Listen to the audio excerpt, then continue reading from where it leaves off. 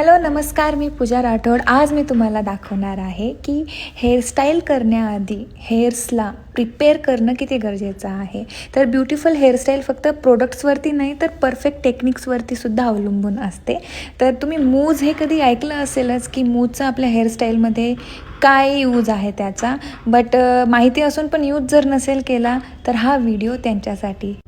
तर मूसचा जास्त करून हेअर्सवरती का यूज केला जातो? व्हॉल्यूम वाढवण्यासाठी, फ्रीज कंट्रोल करण्यासाठी आणि हेअरस्टाईल जास्त वेळ टिकवण्यासाठी. मूस हा ओलसर केसांवरती अप्लाय केला जातो. तुम्ही याला कोमवरती घेऊनसुद्धा हेअर्सवरती स्प्रेड करू शकता किंवा टेनिस बॉल एवढी क्वांटिटी हातावरती घेऊन हाताने स्प्रेड करू शकता. देन त्यानंतर ब्लो ड्राय करायचे, 80% हेअर्स ड्राय करायचे आणि मग क्रिम्पिंग करायची. मूजमुळे हेअरस्टाईल करणं इझी होऊन जातं. जी हेअरस्टाईल आहे ती जास्त वेळ टिकते, कर्लसुद्धा. त्यामुळे यूज करणं सुरू करा.